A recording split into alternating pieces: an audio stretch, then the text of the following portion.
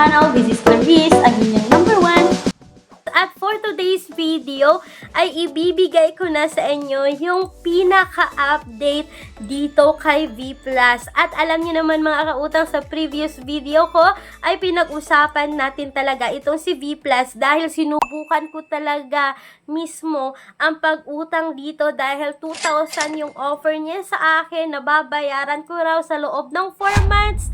At every 1 month yung interval sa pagbayad. Yun po yung sabi sa loan details, which is hindi po totoo mga kautang, no, dahil while nagbabasa ako ng reviews dito sa Google Play Store, while nag-filter ako dito ng mga comments, nakita ko talaga yung mga recent na comment na 7 days lang naman pala ito loan application na to. At hindi mo pa buo na ma-receive yung pera mga kautang. So eto na nga, no, alam nyo, 2 days po under review yung application ko dito. 2 days akong nag-antay kung ako po ba ay approve or decline dito. But mga kautang, kahapon lang po is meron na ang result. Sabi, ordered cancel daw. So na-cancel daw yung pag-apply ko dito. At maya-maya lang mga kautang is naka-receive po ako ng tawag through agent po ng V+. Yes, mga kautang, hindi siya automated call, hindi robot yung kausap ko. Tao po mismo mga kautang na sinasabi, pwede ko na raw i-proceed yung pangalawang offer nila na 4,000 na mga kautang. At sinabi pa ng agent is hindi na siya 7 days, kundi pwede ko na siya bayaran 14 days or 28 days mga kautang na installment din raw. So agad-agad kong tiningnan yung offer ko dito, yung dashboard ko dito kay V+ mga kautang, no. Tiningnan ko yung offer na 4,000 dito at 2 periods yung nakikita ko, no, 14 days siya, babayaran every 7 days daw yung pagbayad dito, sabi ng agent.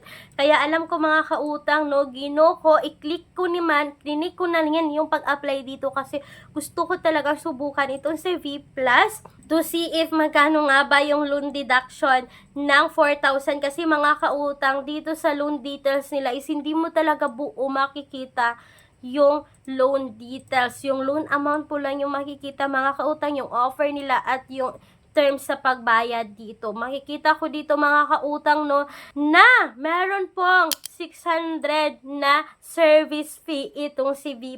So, ibig sabihin mga kautang, no, yung ma-receive mo dito is 3,400 at babayaran in 14 days. So, hindi lang yun mga kautang, meron pa siyang interest rate na 525. So, ibig sabihin yung ibabalik mo sa loob ng 14 days mga kautang na sabi dito is 4,525 po mga kautang. At yung ma-receive nyo is 3,400 kasi meron silang service fee na 600 pesos. So, medyo malaki talaga yung interest at service fee dito kay V+.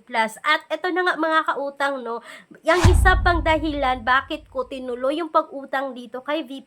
Kasi, alam nyo naman, tinawagan na ako ng agent. Sabi nila is, titingnan daw nila agad dito kung ako po ba ay nakapag-proceed na dito kasi para ma-approve daw nila yung loan application ko. But, mga kautang, kahit ako ay tinawagan dito ng agent is na-decline pa rin yung application ko dito kay V+.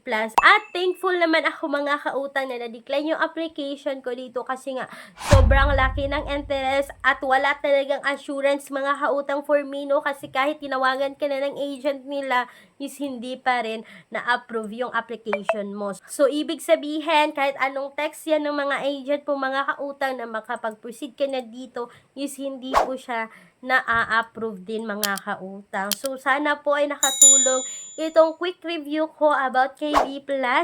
Kulang ang budget, ang mahal ng mga bilihin. No problem, may solusyon tayo. Gamit ang isang valid ID, makakautang ka na sa loob ng 10 minutes o mas mabilis pa. Mag-apply ng loan kahit anong oras, kahit gabi o kahit weekends or holiday. Maaaring i-check ang pinned comment sa video na ito, bisitahin ang link at mag-apply na.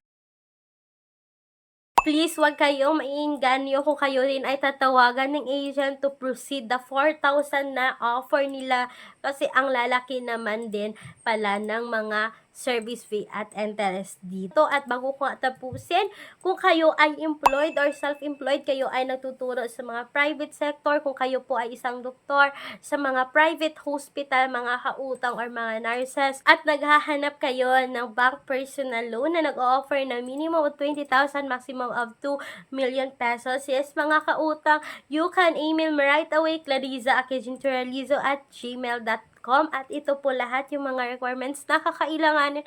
And please take note mga kautang that all applications submitted is subject for bank approval. Sana po ay nakatulong itong video na to. Once again, this is Clarice, ang inyong number 1 palautang dahil utang is life. Bye bye bye mga kautang!